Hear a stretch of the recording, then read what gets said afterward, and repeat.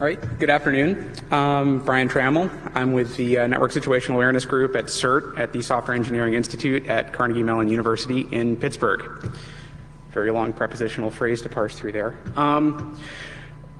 Talk today is going to be on preparing allocation and assignment data from the RIRs for network security analysis tasks. A little bit of background. We do analysis on various security incident data from various intrusion detection systems and traffic analysis data or flows. All of the actors in this data are expressed by IP address, which, that's how all this is expressed, but we'd like to be able to do analysis operations at higher levels of abstraction, for example, by location, by organization, and by network. So we use allocation and assignment data from the RIRs to bridge the gap between the IP addresses and the incident and traffic analysis data and the levels at which we'd like to do analysis. So we set out to build a tool. We figured it'd be pretty quick, nice little Perl script. The requirements were to first group addresses into CIDR blocks, that being the contiguous range of addresses that can be expressed with a single CIDR prefix. For each of these blocks, we wanted to provide a network name, a country code, tech and administrative point of contact handles. And we wanted to group these into a tree, an allocation and assignment tree of the entire worldwide IPv4 address space. The reason to do this is this allows us to associate an address in our input data with a network at any level of allocation for assignment, from the top level allocation all the way down to the lowest sub-assignment. Yes, you'll notice we're talking about IPv4 here. We don't get any data about IPv6 networks yet, so there was no requirement to handle that.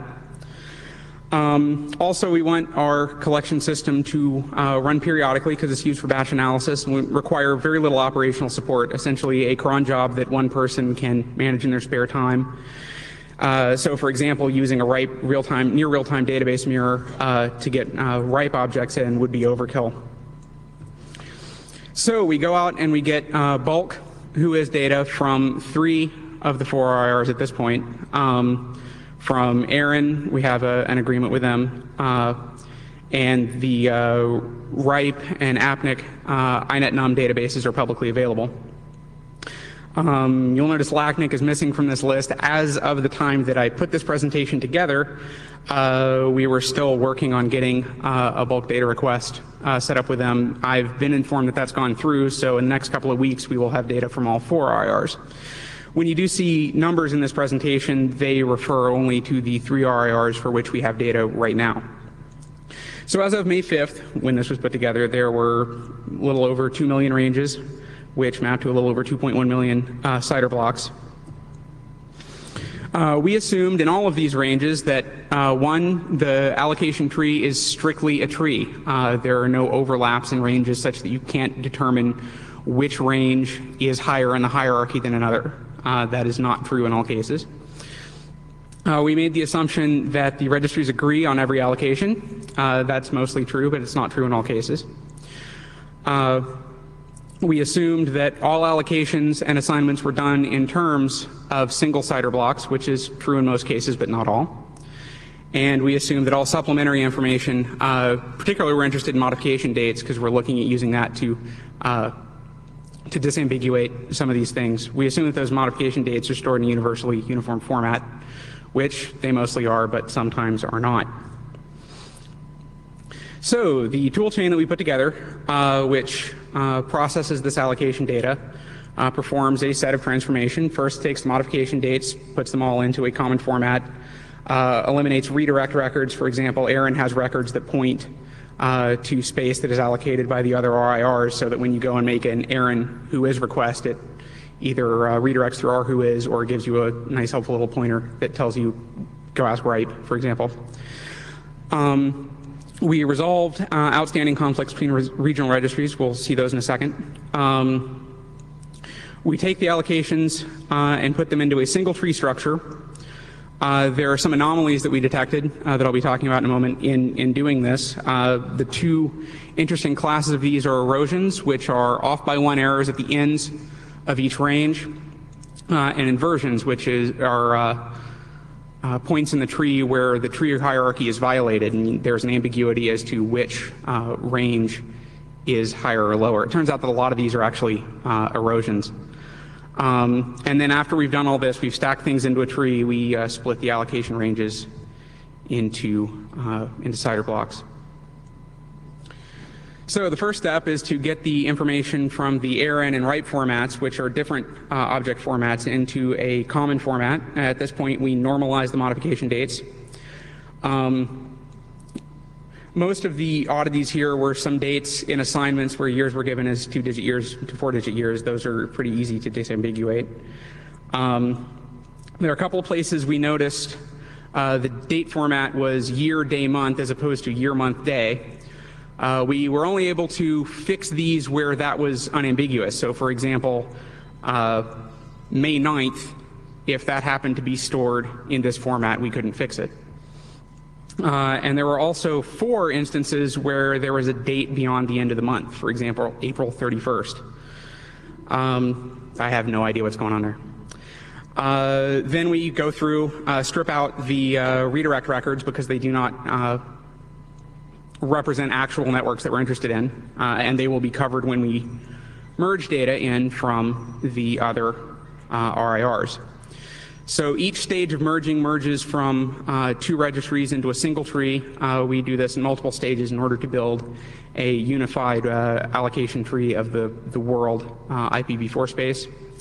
At this point, we use an algorithm to resolve conflicts between the registries. And most of these are cases where both ARIN and either RIPE or APNIC have records for the same range. In that case, we go with the registry that's affiliated with the country associated with that range. In 3 cases, that doesn't work. So for example, I think there's one where ARIN says that a net range is allocated in France, and RIPE says it's allocated in the United States. So we very arbitrarily chose to go with the oldest registry, so ARIN wins in that case. There's no real reason behind choosing this other than to keep from having human intervention in this process. So after we've got a single unified list of ranges, we correct the erosions. I'll be showing an example of that in a second. Then we stack the ranges into a tree. So we build the tree out in memory. We take a look at the depth of each range in the tree. The reason this is important is later on we're going to split them into cider blocks. Now if you happen to have an allocation that is 4 blocks wide and underneath it has an allocation that is 2 blocks wide, let's say a /24, /23, and a /24, and then underneath that there's something that has 2 /24s on it. That first /24 is, once we do the block splitting into cider blocks, we won't be able to tell which of those /24s was originally higher in the allocation hierarchy. We also detect inversions at this point. We'll be seeing examples of those in a second. And once we've resolved all of these anomalies, each range record is replaced with 1 range per cider block that's covered by the record. It turns out that 99.98% of allocation ranges are actually in terms of cider blocks, so the growth in the number of records is relatively small. As we saw, it's 2.06 to 2.12 million. So the first of the 2 types of anomalies that we found in the ranges are erosions. These can be further classified as inner or outer erosions. An inner erosion is where a net block is missing either its network or broadcast address, either or both. So for example, 10.230/24 shows up as 10.231 through 10.23254. This is a problem because we like splitting things into cider blocks. 10.230 through 10.23255 splits into 1 block, and 10.231 through 10.23254 splits into 14. So we'd like to correct that to make our block-oriented view of the world a little cleaner. Also, we make the assumption that since 99.98% of ranges are allocated in terms of cider blocks, if something looks very much like a cider block, then it probably is. At the same time, we see outer erosions, which is where the last address in a range is actually expressed as the first address of the next range. So it's treating the end of range, which is supposed to be treated as inclusive, as non-inclusive. This causes an inversion when we try to stack the tree together, because the tree stacking algorithm cannot determine whether the first range or the second range, which share an address at this point, which of those two is supposed to be on top. So here's a picture to illustrate an inner erosion. You'll see a single network we will call A. It's a /24. If it's eroded, it could split into as many as 14 blocks when we attempt to split it. So we fix it by nudging the edges out to match the block boundaries. An outer erosion, here's how this can cause trouble with tree stacking. When you have two, for example, /25s next to each other, they obviously are next to each other in the hierarchy, and there is a parent allocation above that. However, if one of them has, like, so here B is expressed as .0 through .128, and C is expressed as .128 through .255, they invert with each other. They share an address, the ends of the ranges overlap, and that breaks the tree hierarchy. So out of those 2.1 million blocks that we found from the data from these 3 RIRs, we found 6,400 erosions. Most of those are inner erosions. The ones that are outer erosions, the vast majority of those are at the end of the range. For example, as I said, the end of range is not inclusive. We see 457 instances of ranges that are shifted by one in either direction. So, for example, /24 as x.y.z.1 through x.y.z plus 1.0. I'm not exactly sure what's going on there. I have to take a deeper look at what's causing that. Almost all of these on /24s are smaller. The erosion detection and correction algorithm does not work on anything smaller than a /28. The reasoning behind this is, so for example, a /29 is 8 addresses wide. So when you're correcting erosions, you're correcting that range to either a size of 6, 7, 8, 9, or 10, because you could be adding or subtracting one on either end. The thinking here is that you're far more likely to false positive on correcting an erosion and actually adjusting an endpoint when the endpoint doesn't really need to be adjusted on something smaller than a /28, although we'll see that that assumption is not quite right later on when we look at range inversions. So an inverted range is one that doesn't fit cleanly into the tree. As we saw here, this is an example of an inversion caused by an outer erosion. These may indicate errors in allocation ranges. They may indicate that there are stale allocation or assignment records that have not been pulled out. So for example, if you have two ranges that have been assigned, those go away. Another range comes in and takes all of the first range and half of the second range. If those two haven't been removed from the database, then it's ambiguous as to which of those is correct. So yes, it is difficult, if it's even possible, to know which range in inversion is correct. Need to do a little bit more work here to figure out how to fix that up. The current procedure, in order to continue on without human intervention, just drops the second range as it's sorted.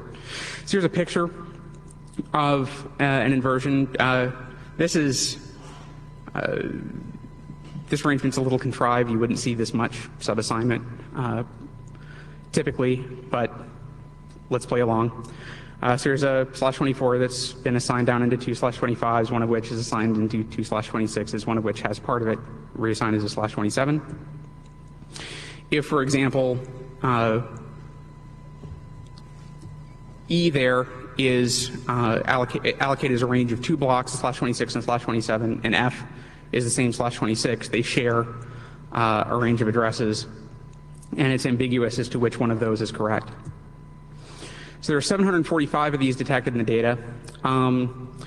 One case, at least one case I found, was what looks like a typographical error in the range. So we have a couple of /29s next to each other, but the third octet is off by 1 in either the beginning of range or end of range. So when these are put on top of each other, there's a significant overlap. Now, you could look at this and say, yeah, these are both probably /29s, but you can't tell whether it's the beginning of the range or the end of the range that has the typo in it without a little bit more context. There are a lot that are also just a simple overlap. Again, a couple of ranges may share 6 or 7 addresses, and it's unclear as to which of those is correct. There also are outer erosions I've looked at in the data that are outer erosions on tiny blocks, either /29s. I think there are a couple of /30s that have outer erosions on them, and they're not fixed by the erosion process, because when you go in and you adjust the parameters on the erosion detection and correction algorithm, you end up with a whole lot of false positives, particularly, I think, in spaces that are pre-CIDR allocation. So you'll notice here that there are no counts by type. Right now, range inversions are categorized by printing them all out and taking a look at them. I don't have algorithms quite yet for distinguishing these types of inversions from each other. So the toolchain does drop an anomaly log at each stage. This was used first for tuning of the anomaly detection and correction techniques for generating the data in this presentation. And also could be transformed into a useful format for reporting these anomalies to the registries for possibly correcting that data, although there's more work that needs to be done before that's possible. So future work, inversions need a way to categorize them, need a way to correct them in an unambiguous way. It seems that it would be possible to use context to look at the ranges that are allocated around a range that we suspect is eroded in order to minimize the detection, false detection of erosions, and use other types of context so that we can actually look at very small erosions, fix them, and thereby resolve some of the inversions in the data.